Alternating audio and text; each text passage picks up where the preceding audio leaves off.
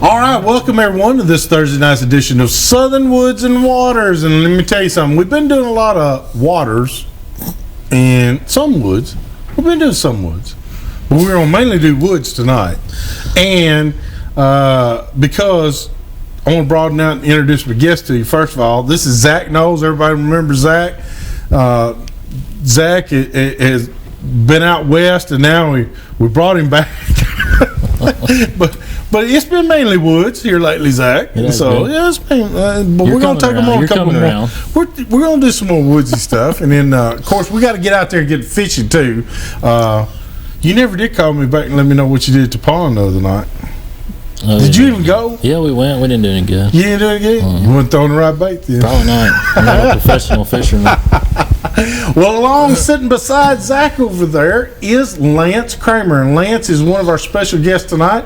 Lance is with SoundGear. Lance, thank you so much for being here. Yeah, thank you for having me. Hey, buddy, it's got to be a great change from Minnesota, man. Oh, yeah, it's just got the videos from everybody back home. It's snowing right now in Minnesota. That's crazy. Yeah. I mean, here it is, almost April. I mean, next week is April, and we're still talking about snow. It snowed here 2 days ago. I know it snowed here. It was a blizzard 2 days ago here, and it was like, but yeah, it didn't.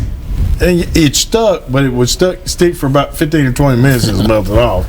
But I mean, it was blinding. You couldn't hardly see. It was snowing sideways, so it's pretty neat to see. But guys and gals, it's really, man, I tell you what, it is time to get out there and do some crappie fishing. Dogwoods are blooming, Bradford pears are blooming, so it's crappie time in Tennessee, fishing time especially. But another thing that it's going to bring up, and then we're going to talk about quite a bit tonight, and that is turkey season. Zach starts Saturday for the grown-ups. Yep. Now it started last weekend for the juveniles, and I hope you got to go out there with and carry your favorite child or grandchild or great-grand. I even met a great-grandfather with his great-granddaughter out there. Wow. That was pretty special. That was really neat to see 3 generations out there hunting at once. And the great-granddad wasn't very old either. I thought, man, I'm almost his age himself. So it was great to see them, though. We went out to Cheatham Wildlife Management Area.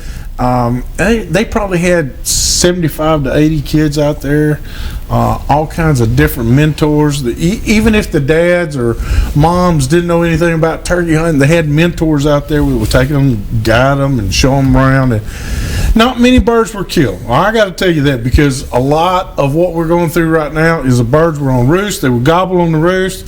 As soon as their feet touched the ground, they shut up. They didn't say another word. And the wind got to blowing Sunday really bad, and it just really shut them down. But hopefully this weekend we got some rain coming in, Zach, and I want to talk to people about how to hunt the wind, how to hunt the rain, how to hunt the inclement weather, and then how to hunt when it's really nice out there. So we want to touch on that, but and we'll do that in our next segment. But I want to talk a little bit to Lance. Lance, you've brought us some great products out here, man, and you asked me, said, have you tried them? No, but I've been tinkering with them and everything else, and of course I ain't shot anything yet. But come Saturday, I am going to use them, we're going to video, and we're going to use them. We're going to video while we're using them, and just to see, because I want a true to life, because these things cut. They don't dampen the hearing. Normal hearing. Like you and I can still carry on the conversation while I've got them in. Correct. But when that sudden spike in the ampacity of sound, like that of a gunshot going off, or something loud like a slamming or something like that, it muffles it. So yeah, SoundGear is an 100% digital electronic hearing protection product, and how it works essentially is it allows you to hear normal sounds in your environment. You can hear your turkey calls, hear the turkeys gobble, communicate with the people that you're hunting with, but then as soon as a impulse noise like a gunshot goes off, it automatically suppresses the gunshot and brings it down to a safe level. And that's what many hunters, I know so many older hunters, I can say that. Older than you. I know so many older, me, myself, and I included, older hunters that are having some hearing problems. Yeah. And it's simply because they've used guns shooting in closed-in quarters or hunting with a friend, and he just let a gunshot go right here by his face, or there's several scenarios. Yeah. Being in a duck blind, especially, duck hunters get it really, really bad for some reason because of all that tin. They used to make blinds out of tin, and that just reverbs that sound. So stuff like that affects people's hearing, and they're having such a good time, they're not noticing how much damage they're doing.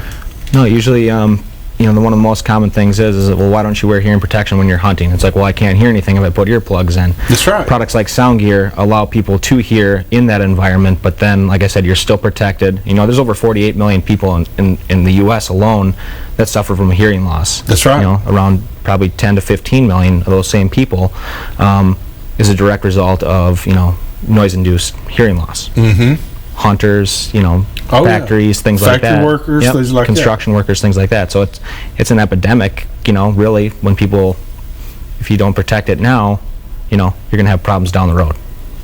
Well, the thing I like about these is you can wear them while you're hunting.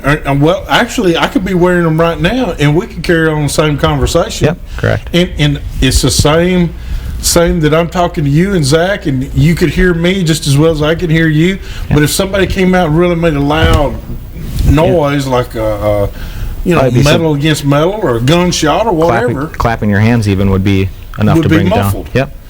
And so that's what I'm saying. That's got to be a great product. And now, am I right that SoundGear has made 3 different models? Yes. So we have currently 3 different styles of electronic hearing protection.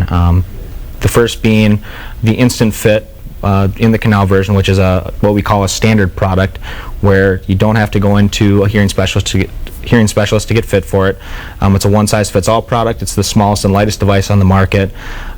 We also have a custom version of SoundGear that's custom molded, where you would actually have to go to a hearing specialist or an audiologist to get an ear impression taken of your ear, and then we would, in turn take that back to our facilities up in Minnesota, build that device custom to your ear and your ear only, and then you'd have that customized experience. And then we also have a kind of like call it an economy level technology and style that's a behind the ear product that does essentially the same thing, amplifies sound just at a lower price point, so that anybody can use it. But now this one fits behind the ear, and actually it fits behind the ear, the last one you're talking about. Correct.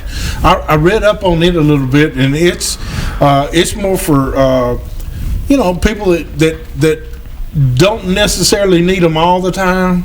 Like a construction worker might need them all the time if he's messing with something with steel, or they're banging steel together. Something like that custom fit one, or one of these in the canal would probably fit better, because you never know when that sudden clash of that steel's going on. But if a guy was just, driving down a truck driver or something, and a loud horn goes off, that one that fits behind the ear would suffice better. Yeah, we're not designing these products to really, be worn, like I guess I would say, like in a truck or anything like that when you're doing it, especially the behind the ear version. But yeah, they work in a number of different situations, whether it is construction, you are out hunting and shooting, and things like that. So, but yeah, we offer 3 different styles, just kind of, everybody's got their own preference on what they want, whether it's in the canal and small, you completely customized, where the hunter refuses to compromise on anything. It's like buying a brand new shotgun, right? You're not going to compromise on it. That's right. Or a behind the ear version for somebody that might just be getting started in it, and they might not want to jump into one of the more expensive models, but they want to try it, and that's where the behind the ear version comes in. And it's a great product. Ideas. Yeah. All right, I tell you what, we got to take our first break, visit some more of our fine sponsors.